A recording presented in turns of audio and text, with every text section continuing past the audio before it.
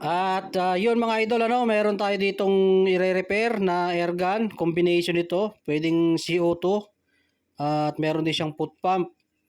Ang naging problema nito ay brand new nila to binili, ay hindi nila maisiro, hindi nila maitama. Ang gagawin ko naman dyan ay papalitan ko yan ng barrel. Kasi dati na nila tong dinala sa akin at na-check ko to. Maluwag yung barrel niya doon sa balang pellet. Kaya hindi siya tumatama na maganda. Eto, meron na ako ditong pamalit na barrel na bago. Yan ang ilalagay ko dyan. Papalitan na. Kaya lang, sayang nga naman kasi brand new nila yan nabili. Bakit hindi na maitama? Bali, yun nga mga boss, ang nangyari, bago yung airgun na binili nila. Tapos, pagdating sa kanila, hindi nga nila maisiro. Hanggang sa bumili na sila ng scope, binago na nila yung mga mounting ng scope, hindi nila maisiro. Nung dinala niya sa akin yon, sabi ko sa kanila, testingin muna natin na iputok ng 5 putok para makita natin yung tama, kung mag-iisa ba yung tama o mag-iiba-iba siya ng tama. Sabi ko kasi sa kanila, kapag pinutok natin yan ng 5, tapos yung 5 putok na yun magkakaiba ng tama, hindi natin yan masisiro. Ibig sabihin nun, may problema yung airgun. Ngayon, ang ginawa namin doon, yung nga, pinutok namin. Ang una ko kasing napansin doon, yung barrel niya, pagtingin ko sa dulo, tingin ko maluwag. Kaya ang ginawa ko, sinaksakan ko siya ng pellet doon sa dulo. Tapos yung pellet, pumasok. So, ibig sabihin, maluwag yung barrel. Kaya, tinesting na namin na iputok. Yun nga, magkakaiba ng tama. Yung time na yun, wala pa akong available na barrel. Kaya, hindi na muna pinagawa.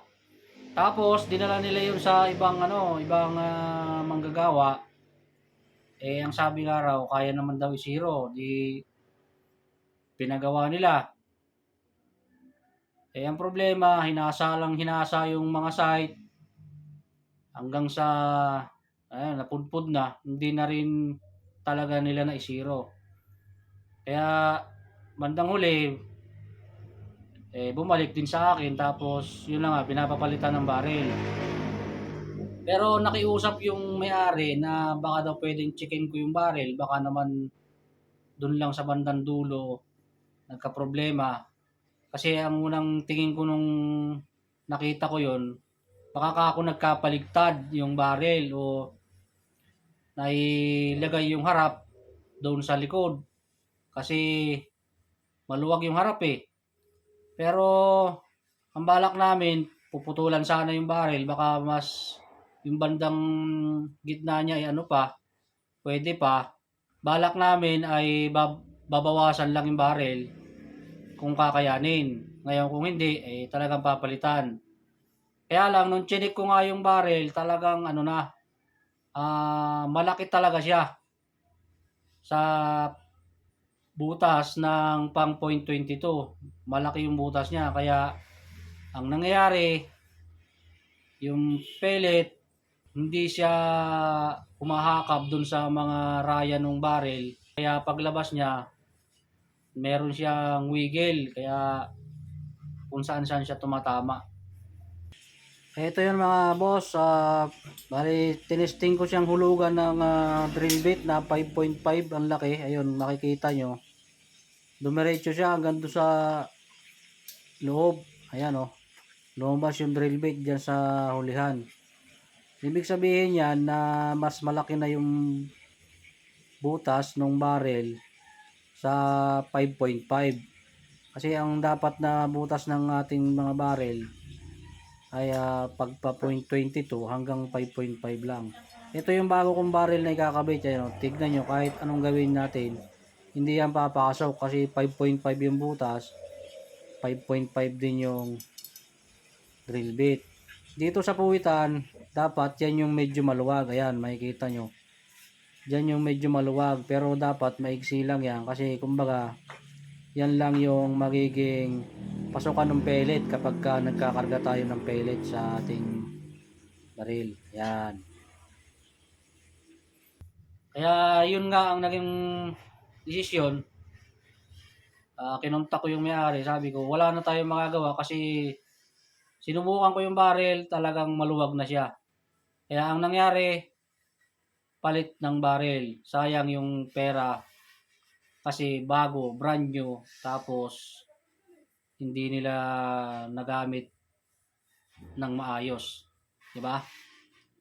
Kaya doon sa mga bibili ng ano, hangga't maaari i-test nyo o i-test fire nyo doon sa bibilan nyo kung sakali man na ano na hindi sila pumapayag na mag-test doon sa mga bilihan, mag-ano kayo na ano na may warranty. Kung sakaling may problema ay pwede nyo ibalik. Sinabi ko naman yun, sinuggest ko rin doon sa may-ari na baka pwede mong ibalik kasi nga brand new.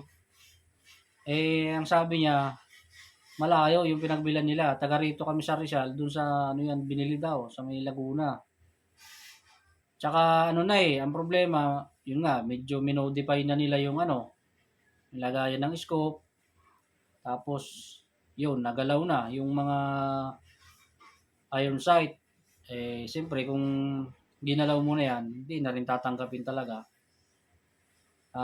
Yun lang mapapayo ko sa mga bibili, babalak bumili ng mga ganyang klase ng laruan. Para kumbaga hindi naman masayang yung pera nyo o hindi sumama yung loob nyo kasi di ba bago yung binili nyo tapos hindi nyo magamit ng maayos. Gagastos pa kayo ulit para lang mapagawa. Yun lang, kung maaaring i-testing. Ngayon, kung bibili kayo na hindi pwedeng i-testing doon sa bilihan, humanap kayo ng bilihan na malapit sa inyo. Para kung sakaling gusto nyong ibalik, may babalik nyo.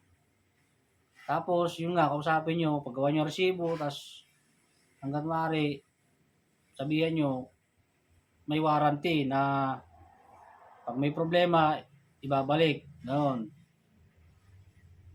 Ngayon, kung ayaw nila magpa-test, ayaw nila magbigay ng warranty, ay wag na kayong bumili kasi masakit sa ulo at masakit sa bulsa kapag ganun yung nagiging problema. Yun lang po at salamat. Sana ay may na-share ako sa inyong kalaman. At happy hunting sa ating mga kasamang air gunners.